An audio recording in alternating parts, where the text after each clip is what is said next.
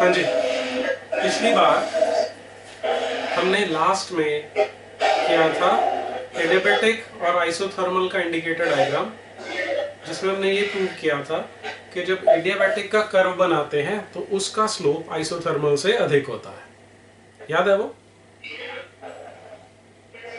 ठीक है, वो प्रूफ भी याद है सभी को? ठीक है, तो वहीं से हम आगे कंटिन्यू करने वाले हैं।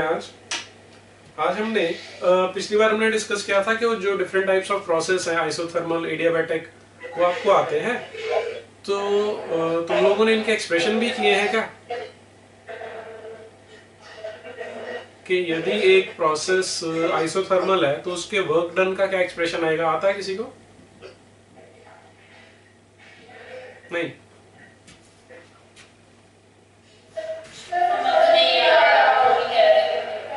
क्या कह रहे हो? मैं आपसे क्यों, आवाज क्लियर नहीं है क्या? मैं ये कह रहा हूं कि अगर कोई एक थर्मोडायनामिक प्रोसेस हुआ, मान लो आइसोथर्मल है, तो उस आइसोथर्मल प्रोसेस में ऐसा मान लो गैस एक्सपैंड हुई है वॉल्यूम V1 से V2 तक, ठीक? तो वर्क डन का क्या एक्सप्रेशन आता है वो पता है तुम लोगों को?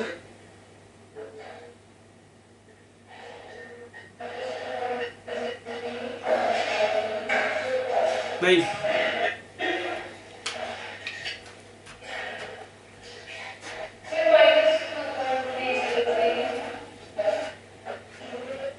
अब आवाज क्लियर आ रही है?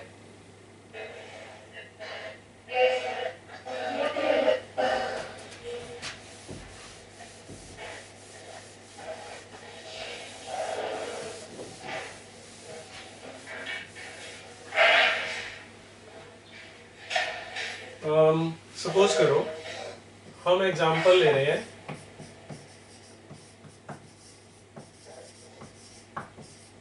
आइसोथर्मल प्रोसेस का। इस प्रोसेस में टेम्परेचर जो है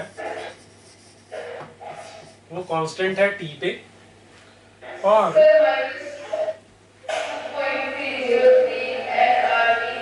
हाँ लॉग, हाँ यही तो मैं पूछ रहा हूँ, आता है क्या सबको?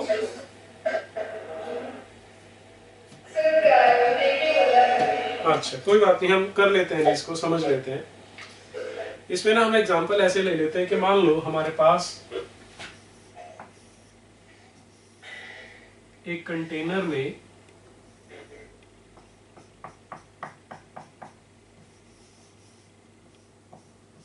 कोई एक आइडियल गैस है, N moles of ideal gas हमारे पास एक कंटेनर में है, जिस पर मासलेस और फ्रिक्शनलेस पिस्टन लगा हुआ है, और हम इस गैस को एक्सपैंड करते हैं without changing temperature, so that volume V1 से बदल के V2 तक जाता है। मान लो कि वॉल्यूम बदल के ये पिस्टन चेंज होके यहां तक आ गया, तो इसने जो डिस्टेंस कवर किया उसे मैं dx सपोज कर लेता हूं, एक्सपेंशन हुआ है, ठीक है? तो हम बोलते हैं कि इसमें जो वर्क किया होगा, अगर मैं dw सपोज कर लूं, तो स्टैंडर्ड फॉर्मूला होता है F इनटू डिस्प्लेसमेंट, ठीक है? और अगर पिस्टन का जो एरिया ऑफ क्रॉस सेक्शन है उसे हम A सपोज कर लें, तो यहां से जो प्रेशर लग रहा है उसे P मान लेते हैं, तो F को हम लिख सकते हैं P इंटू A, ठीक है? अब area of cross section into distance, ये सारे का सारा वॉल्यूम आ जाएगा या चेंज इन वॉल्यूम आ जाएगा, तो इसे हम लिख सकते हैं dw into P into dv, ठीक है? अच्छा, अब अगर हमारे पास इतना आ जाता है तो टोटल वर्क निकालना हो तो ऐसे सारे छोटे छोटे वर्क्स को इंटीग्रेट करके ऐड करके आ जाएगा,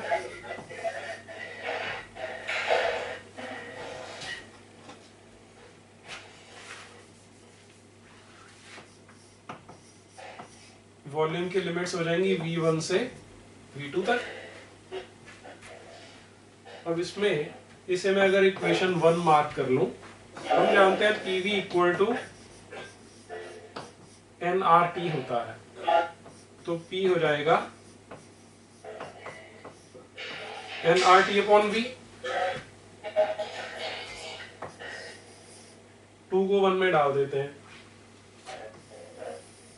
तो W हो जाएगा integration of nRT over V into dV। Limits हैं V1 से V2। जो कांस्टेंट क्वांटिटी से बाहर निकाल देते हैं, n, r और t तीनों कांस्टेंट हैं। dV upon V limits V1 से V2 तक। dV बाई V का इंटीग्रेशन क्या होता है?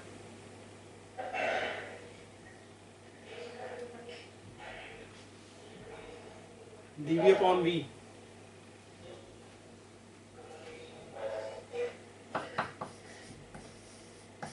इसका स्टैंडर्ड रिजल्ट होता है log V, V1 से V2 तक। अब ये नेचुरल लॉग है, तो उसको लॉग बेस 10 कन्वर्ट करने के लिए 2.303 से मल्टीप्लाई कर देते हैं।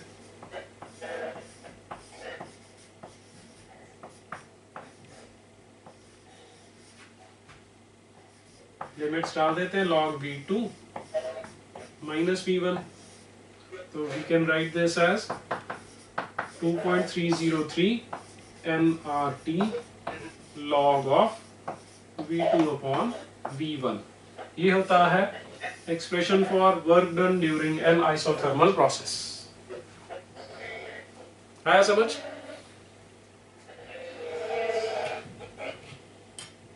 तो नोट कर लो फिर।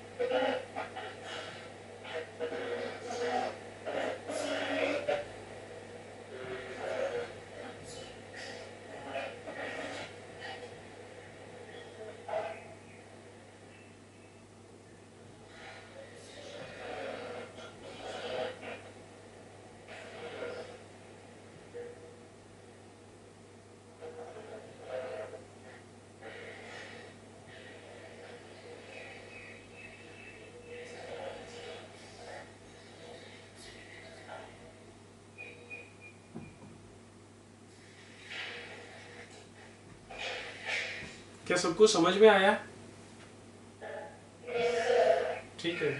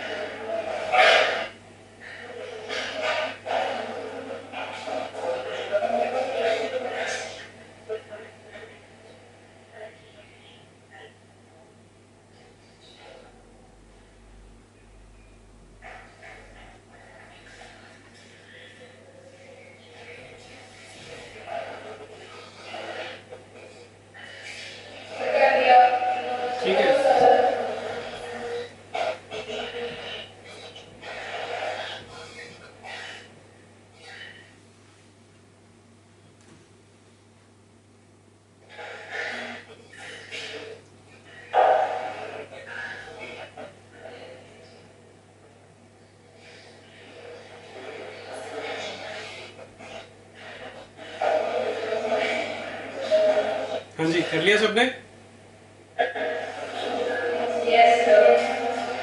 ठीक है, तो ऐसे ही अब हमने एडियाबैटिक प्रोसेस का भी एक्सप्रेशन डिराइव करना है।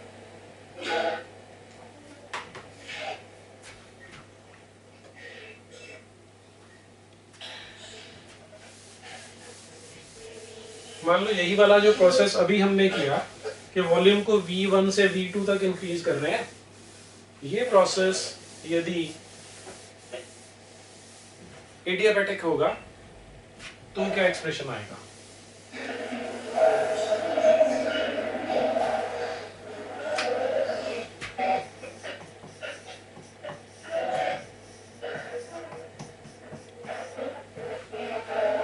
अब इक्वेशन 1 तक तो सेम है कि वर्क का एक्सप्रेशन हमारे पास इंटीग्रेशन ऑफ PdV करके आने वाला है।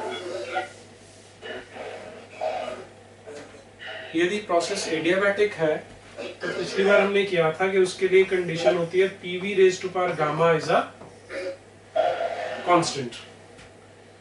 तो यहां से हम ले लेते हैं कि P की वैल्यू आएगी K अपॉन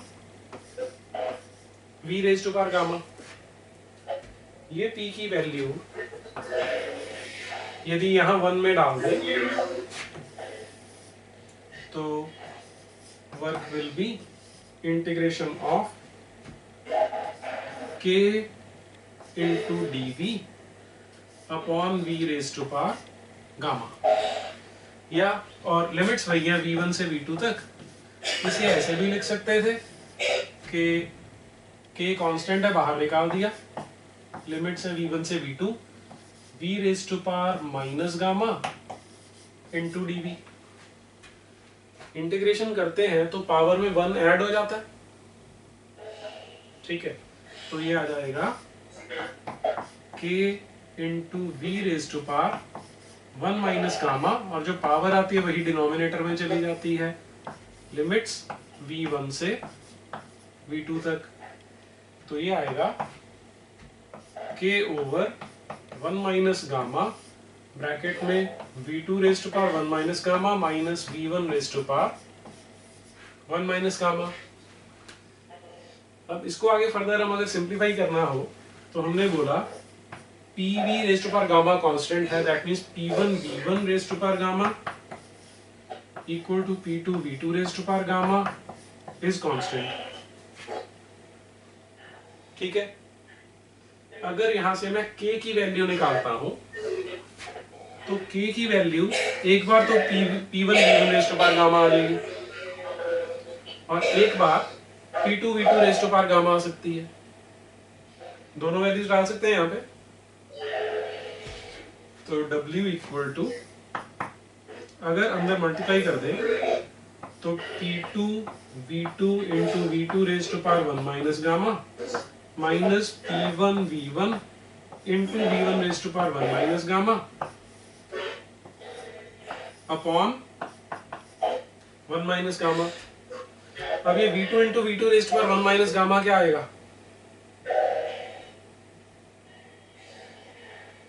बेस सेम है, पावर ऐड हो जाएगी, मल्टीप्लाई हो रहे हैं, तो क्या आएगी पावर?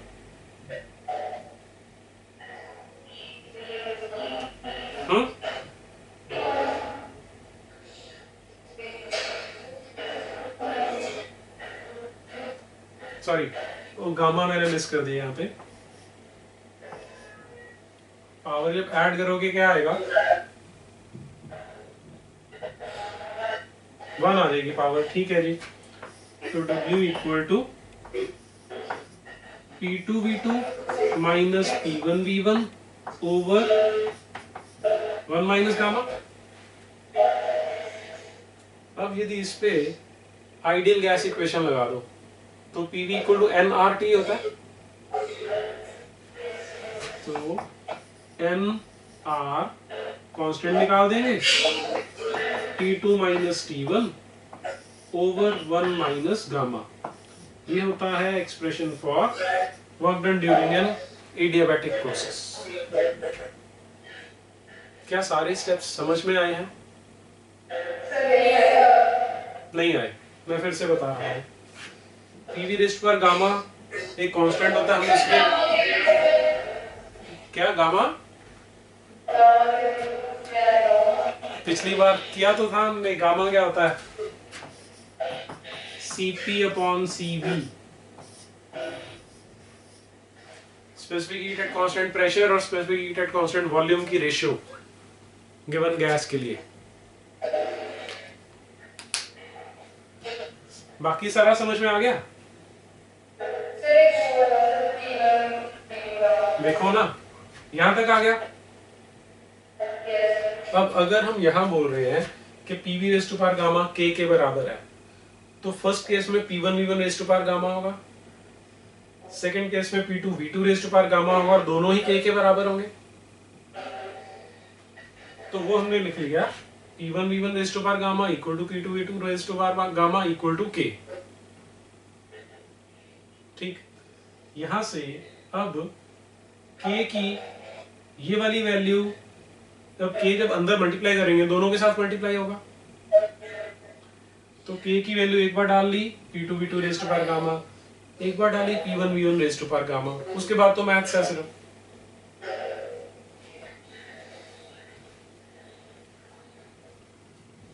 करो नोट।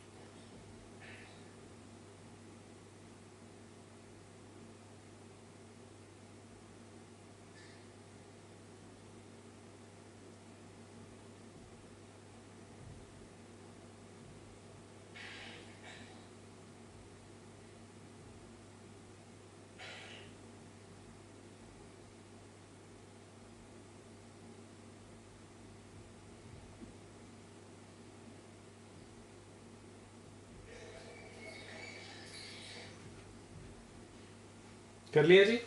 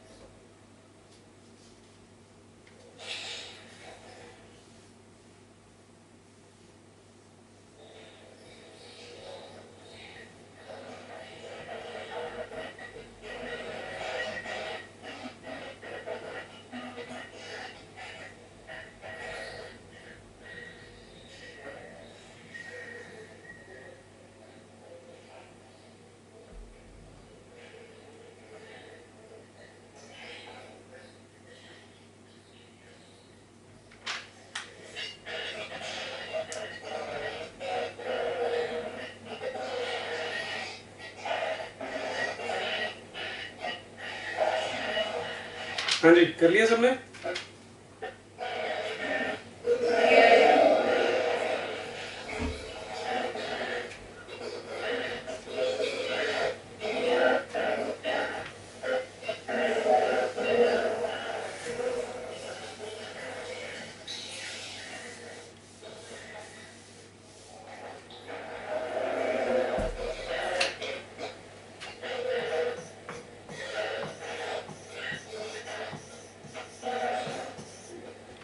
आइसोकोरिक प्रोसेस क्या होता है? कौन से प्रोसेस को आइसोकोरिक बोलते हैं?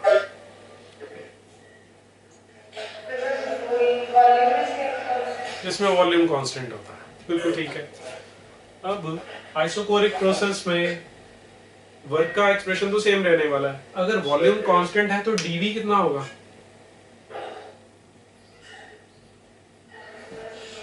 चेंज इन वॉल्यूम जीरो होगा।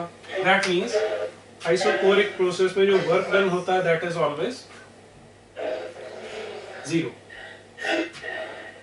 तो लिख लो next case, work done during an isochoric process.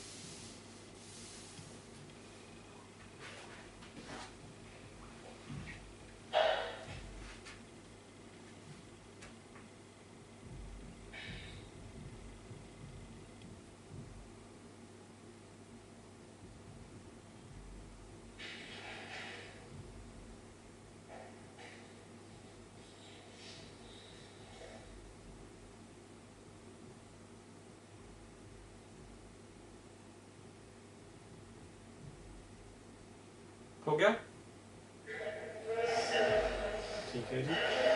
कौन सा प्रोसेस बच गया?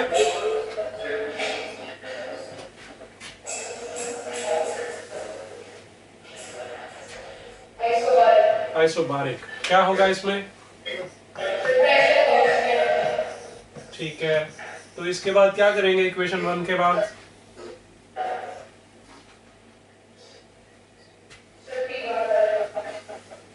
पी बाहर आ जाएगा।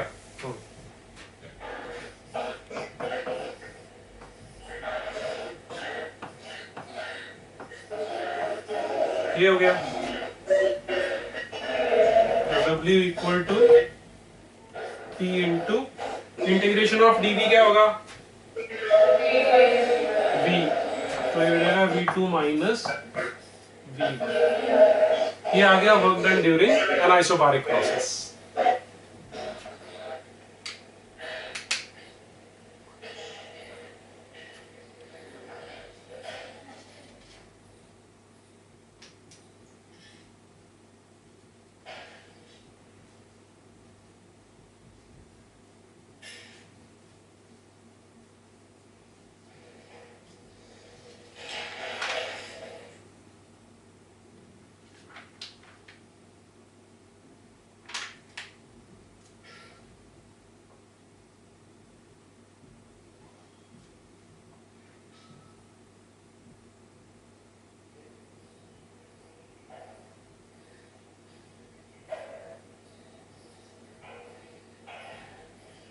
हो गया जी?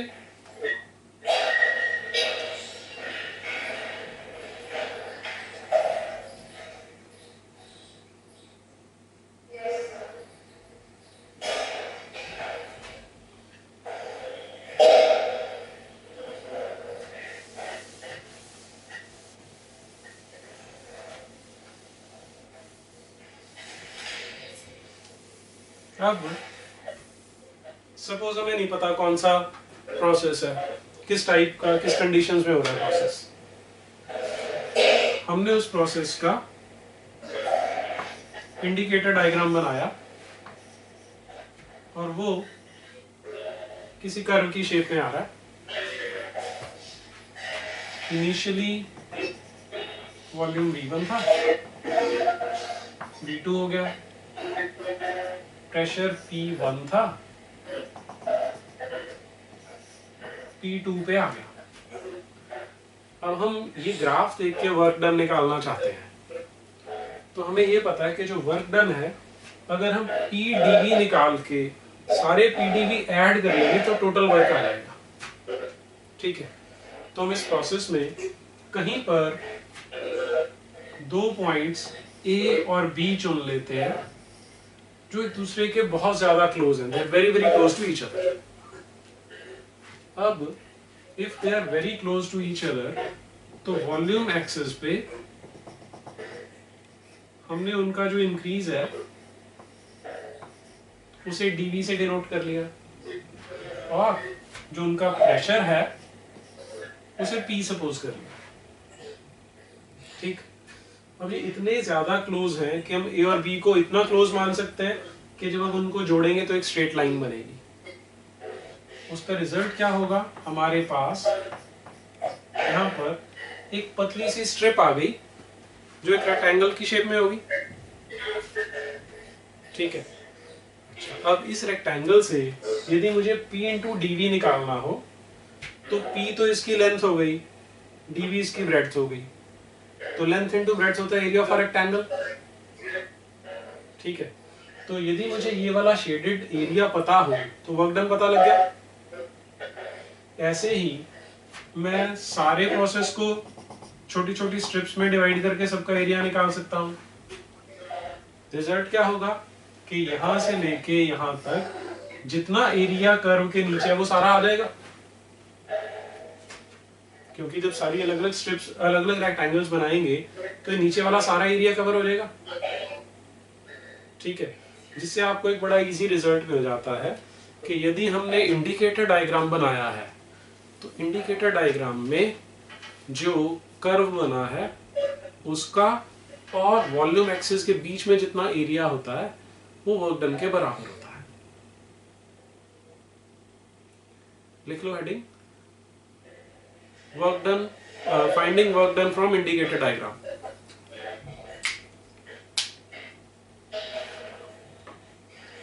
Finding work done from indicator diagram.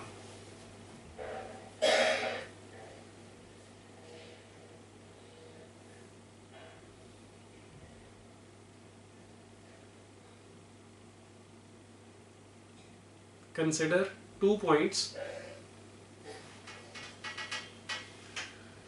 Consider 2 points A and B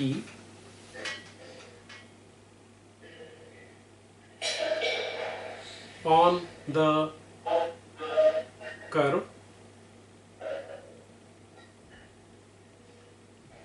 such that they are very close,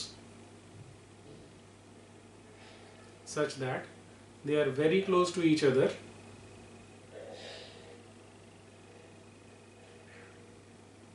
and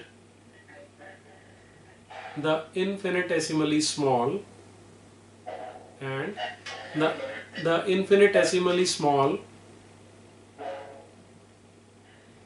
increase in volume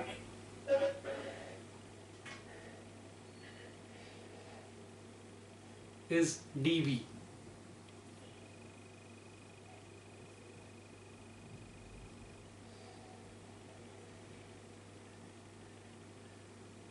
The pressure for both the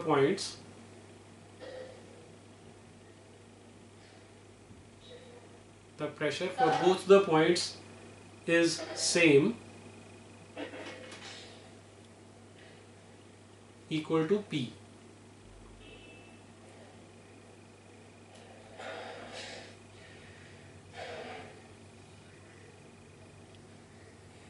Then the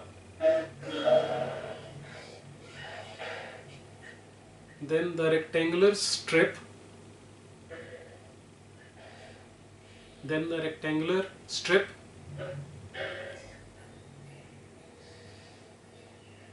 enclosed by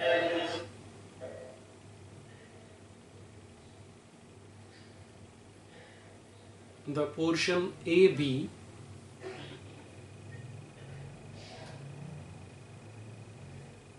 and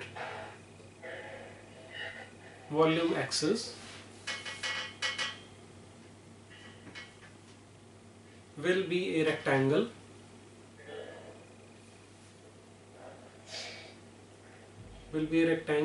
of length P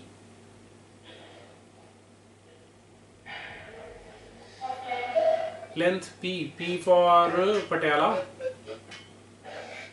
and breadth dV.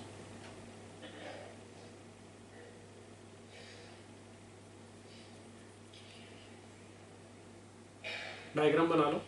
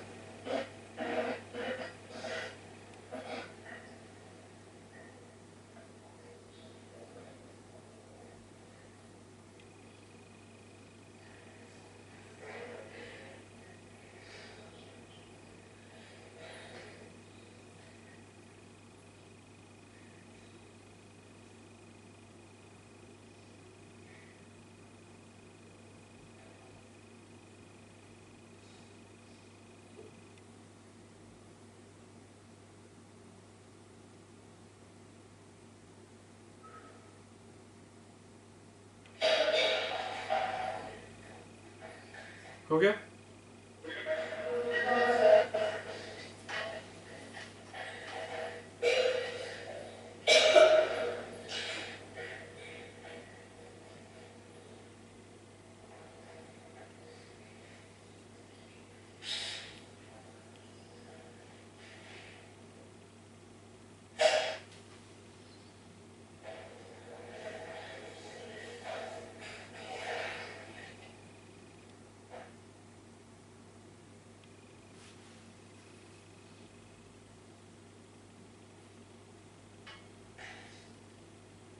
हो गया जी? आगे लिख लो फिर। therefore the work done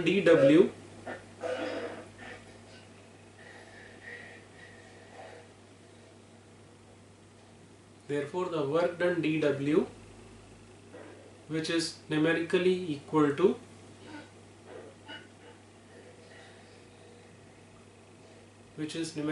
equal to pdv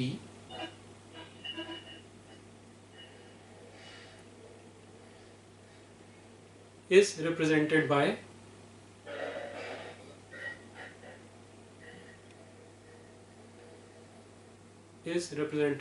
area of the rectangular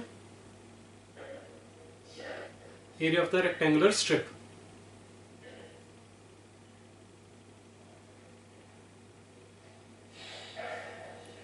Hence total work done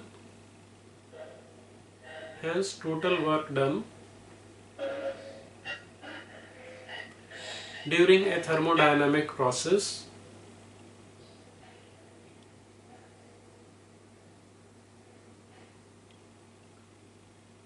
can be obtained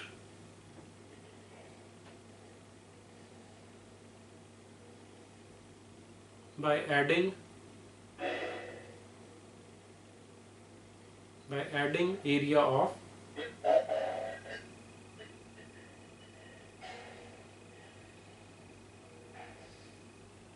all such cases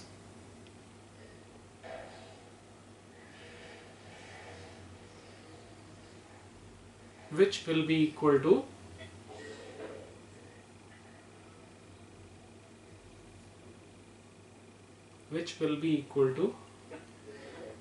the total area enclosed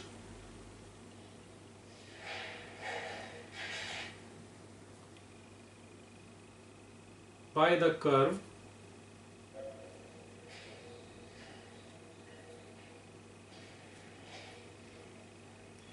and volume axis.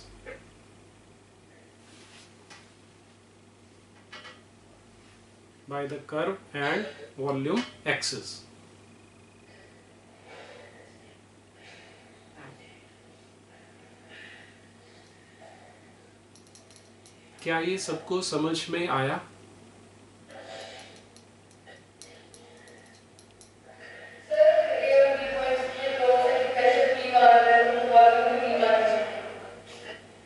हमने उनको इतना पास मान लिया कि उनका जो प्रेशर वेरिएशन है वो नेग्लिजिबली स्मॉल है।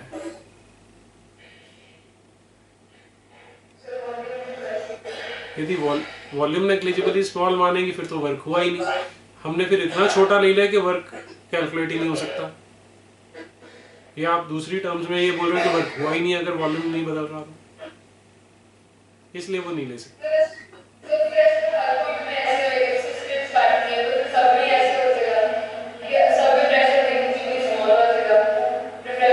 हम प्रेशर नेग्लिजिबली स्मॉल नहीं कह रहे, प्रेशर की वेरिएशन को नेग्लिजिबली स्मॉल कह रहे हैं।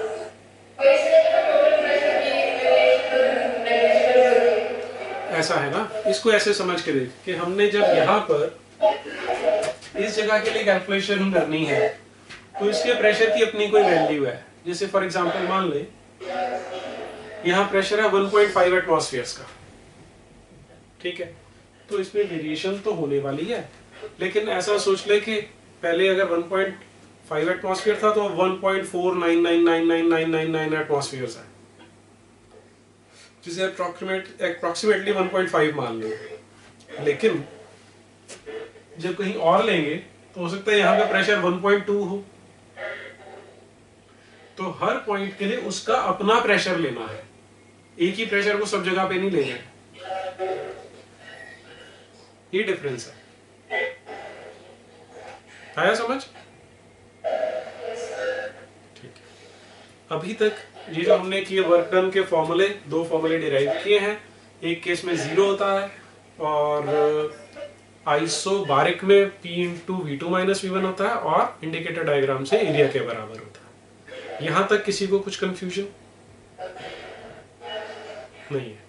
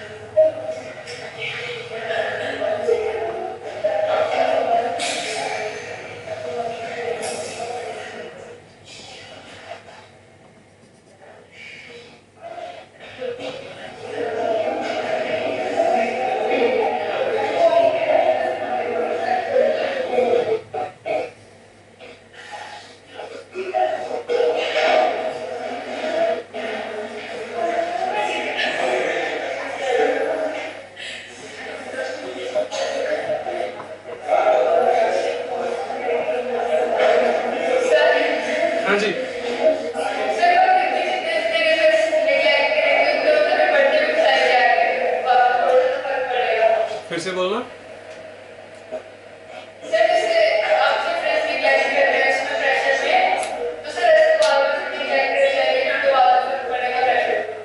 मैंने इसीलिए वो तुझे स्पेसिफाई करके बोला कि जब हम किसी एक पॉइंट पे छोटा सा इंटरवल ले रहे हैं, वहां का अपना कोई प्रेशर है, दूसरी जगह जाएंगे तो वहां पे उसका अपना प्रेशर होगा, तो हमने उन सबको इंटीग्रेट करना है वहां का प्रेशर लेके। ये नहीं कि सारा ही हम फ्लैट बना देंगे, उसको एक ही प्रेशर ले लेंगे। अब ये बनाओ डायग्राम सामने और क्वेश्चन लिख लो। Find the work done, find the work done during expansion of a gas, find the work done during expansion of a gas whose indicator diagram is given.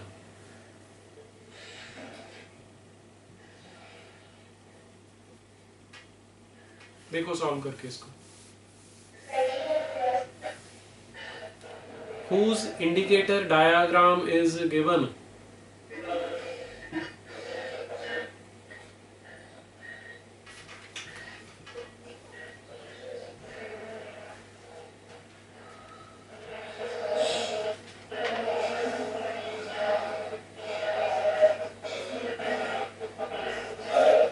हाँ जी,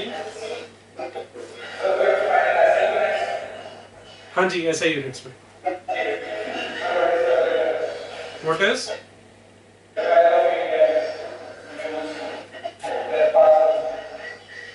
मुझे क्या पता, आपको ये गिवन है कि यहाँ वॉल्यूम 4 लीटर था, यहाँ पे 8 लीटर है, यहाँ प्रेशर 1 एटमॉस्फेयर था, यहाँ पे 2 एटमॉस्फेयर है। This is given to you.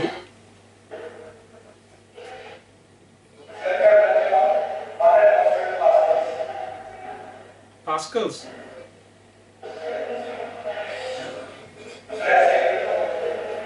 Pressure कैसे यूनिट? पास्कल्स।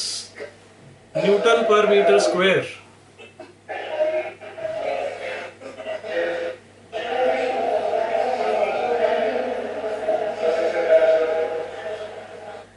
आ गया आंसर?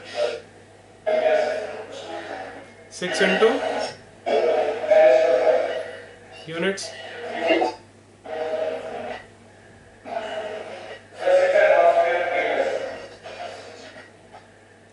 यूनिट्स क्या है?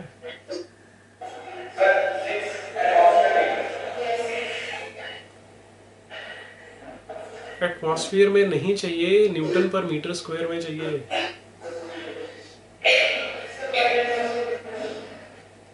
नहीं पता?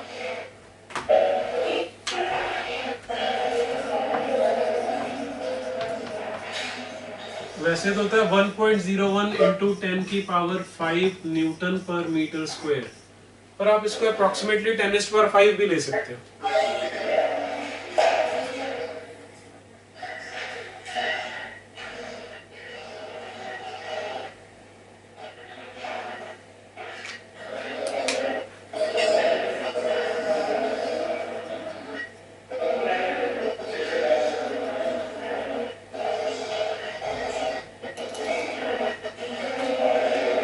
प्रदीप हो गया तो सॉल्व कर दे।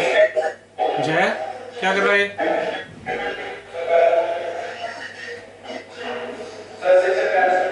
सॉल्व कर दे।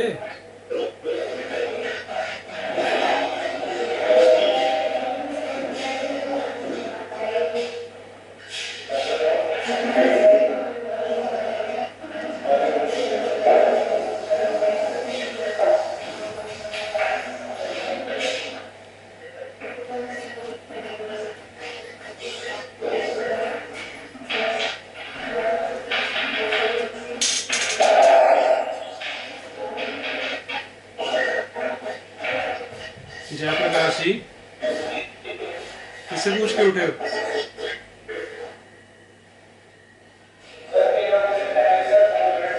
खड़ा हो जरा। जय हाँ तुझे कह रहा हूँ, क्यों उठा था?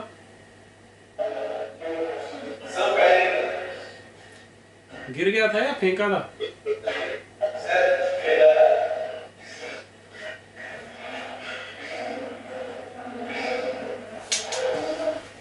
हाँ जी करना चाहिए आपको ऐसा क्लास में। Should you be doing such things in the class?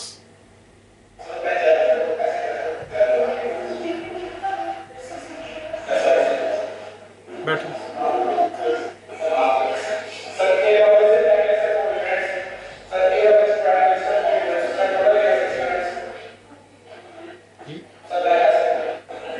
Units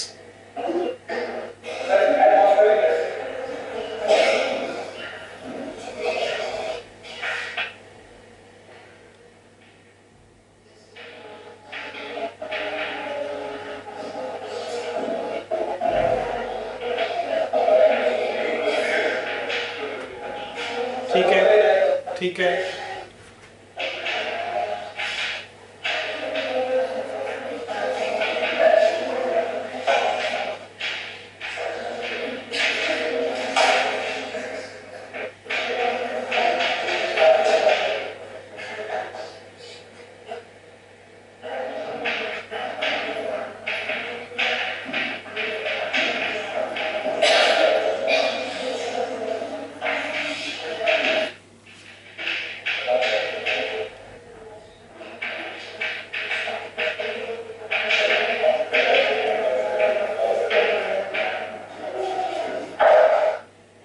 ठीक है आइए देखो भाई, हमें ये सारा एरिया रिक्वायर्ड था, ट्रेपीजियम बनता है, तो इसको तुम ऐसे भी कर सकते थे, ये वाला रेक्टेंगल अलग ले लो और ट्राइंगल को अलग से ले लो। उसने ऐसे ही किया, जब तू ये वाला रेक्टेंगल ले रहा है तो एरिया लेंथ इंटू ब्रेड्थ हो जाएगा 4 इंटू 1, तो इसको 4 इंटू 1 किया, प्लस जो ट्राइंगल है उसके लिए हाफ बेस इंटू हाइट लगा सकते हो, तो हाफ बेस 4 है हाइट 1 से लेके 2 तक तो 1 ही आएगी, तो ये हो गया 6 एटमॉस्फेयर लीटर्स, क्योंकि प्रेशर एटमॉस्फेयर में था।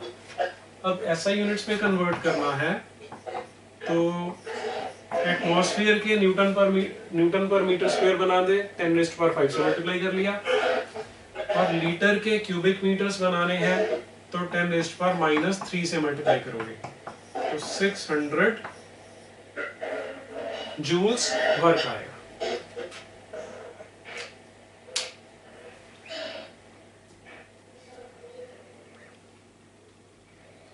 सबको समझ आया?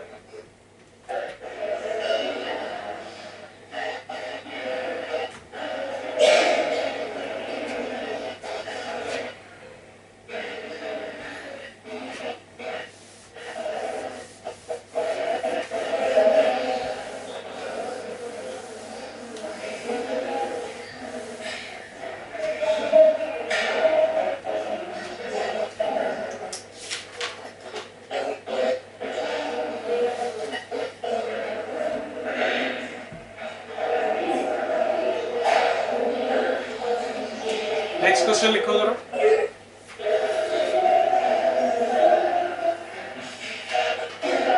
One mole of an ideal gas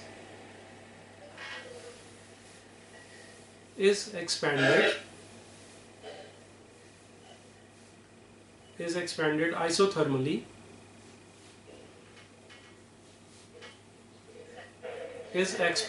isothermally so that its volume changes from 1.5 liters to 3 liters, 1.5 liters to 3 liters at temperature of 127 degrees Celsius.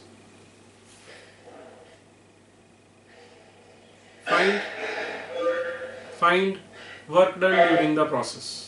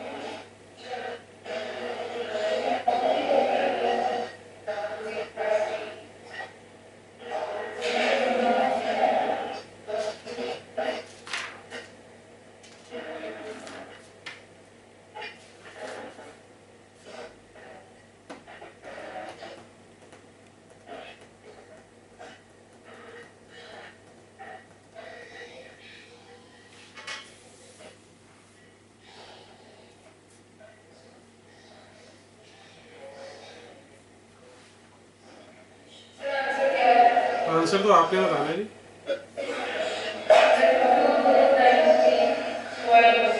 फिर से बोलना।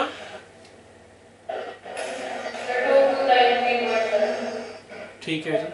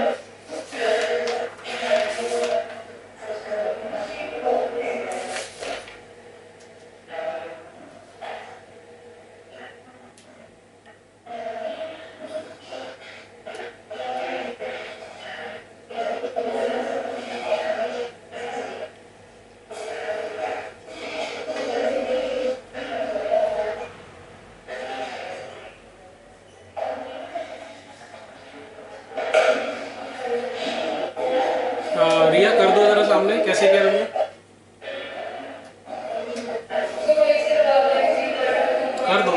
कर दो सामने। हाँ जी Pradeep.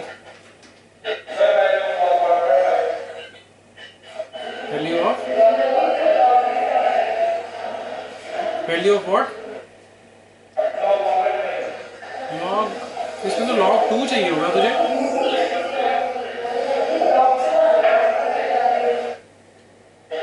log of v2 by v1 जब करेगा, वॉल्यूम डबल हो रहा है, तो log 2 चाहिए होगा ना तुझे।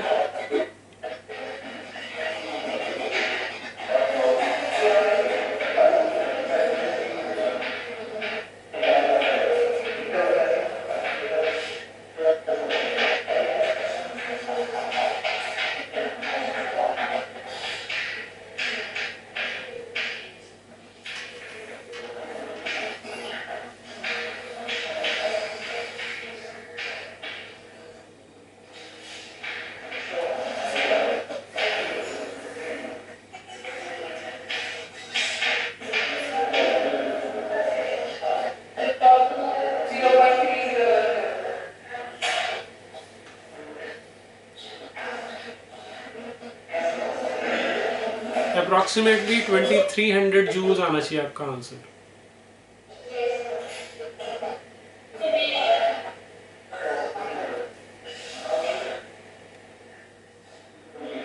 एक्चुअली तो जो तुमने पहले 2.303 लिखा है ना, वो अगर वैसे ही रहे तो बाकी का 1000 आ जाती है वैल्यू उसकी अप्रोक्सीमेटली। तो 2303 आंसर आ जाएगा।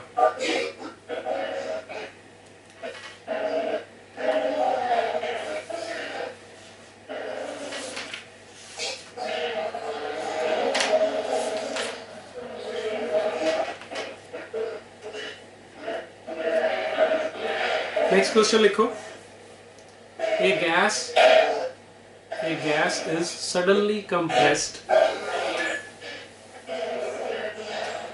A gas is suddenly compressed so that its volume decreases.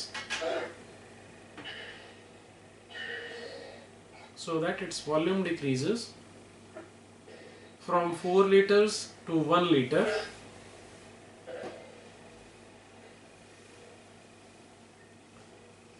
Find rise in its temperature.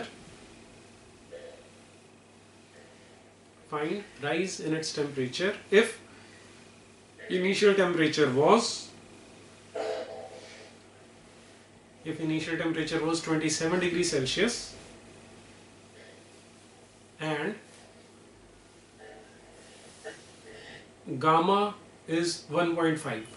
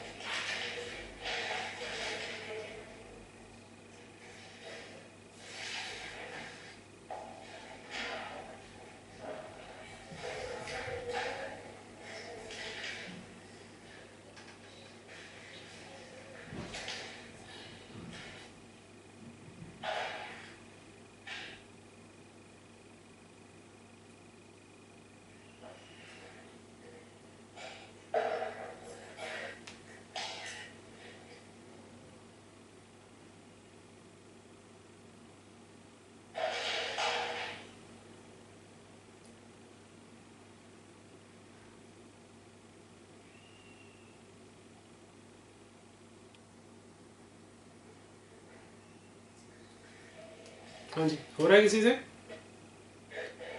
देखो यहाँ जब भी तुम्हें क्वेश्चन ऐसे आएंगे ना जिसमें भी बोल रहे हैं suddenly compressed, suddenly means rapid process है, तो रैपिड प्रोसेस कौन से होते हैं? एडियाबैटिक। ठीक है, यदि एडियाबैटिक प्रोसेस है तो वहां पर आपको यदि रिलेशन लगाना हो, एक तो हम लगाते हैं PV raise to power gamma is a constant, ठीक है, लेकिन यहाँ पर अब समस्या क्या है कि आपको प्रेशर नहीं दिया हुआ, यहाँ पे टेम्परेचर दिया हुआ है, तो बेटर रहेगा अगर हम प्रेशर और वॉल्यूम के रिलेशन को टेम्परेचर में कन्वर्ट कर दें। देखो हमने अभी तक किया है कि एडियाबैटिक में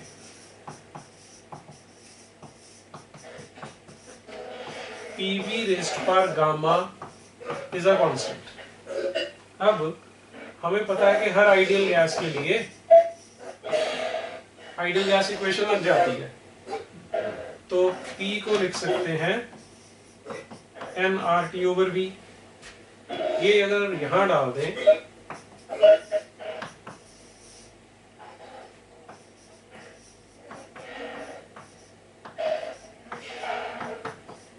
इज अ कांस्टेंट है। अब N और R कांस्टेंट्स होंगे, उन्हें उधर ले जाते हैं, तो T into V raise to power gamma minus 1, ये भी एक कांस्टेंट आ जाएगा क्योंकि एक कांस्टेंट के नीचे एम और आर ले जा रहे हो, वो भी कांस्टेंट है, तो एक नया कांस्टेंट बन जाएगा। तो यहां से आप लगा सकते हो T1 V1 raise to power gamma minus 1 equal to T2 V2 raise to power gamma minus 1। ये लगा के इस क्वेश्चन को सॉल्व कर सकते हैं।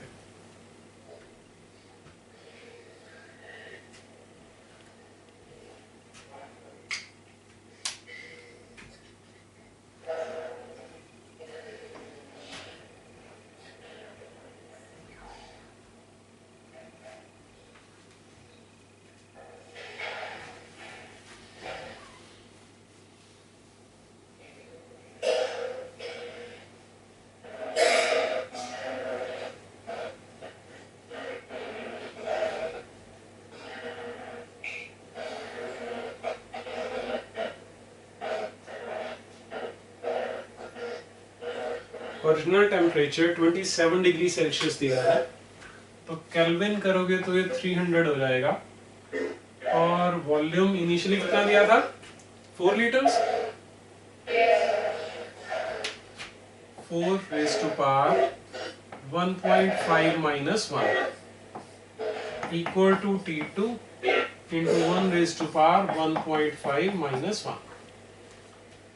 अब 1 की पावर जो मर्जी हो तो 1 ही रहने वाला है, तो 300 इंटू 4 की पावर 1/2 आ गया। क्या होता है? 2। हाँ जी, तो T2 आ जाएगा 600 केल्विन्स, और या बोल सकते हो 327 डिग्री सेल्सियस।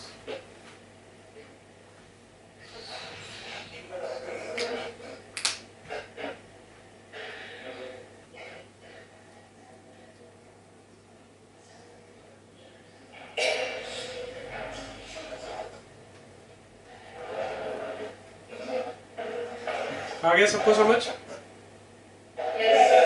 है, ऐसी एक चीज और याद रखना, ये हमने किया प्रेशर और वॉल्यूम का रिलेशनशिप, ये हमने किया टेम्परेचर और वॉल्यूम का रिलेशन, ऐसे ही प्रेशर और टेम्परेचर का रिलेशन भी निकाल सकते हैं।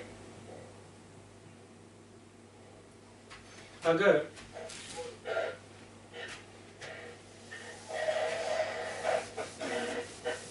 यहाँ पे P की बजाय V निकालना हो तो V आ जाएगा nRT ओवर P। ये अगर यहाँ डाल दें तो P into nRT over P raise to power gamma is a constant, तो ये हो जाएगा P raise to power 1 minus gamma, P raise to power gamma is एक नया कांस्टेंट आ जाएगा। तो ये तीसरा रिलेशन आ गया प्रेशर और टेम्परेचर का एडियाबैटिक प्रोसेस के लिए।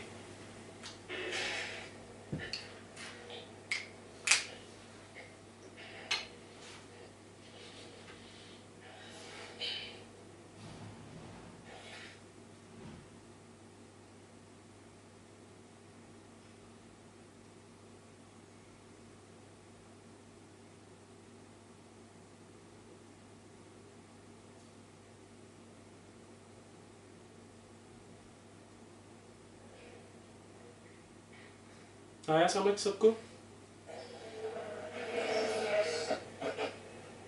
तो आज हम इतना ही करते हैं फिर।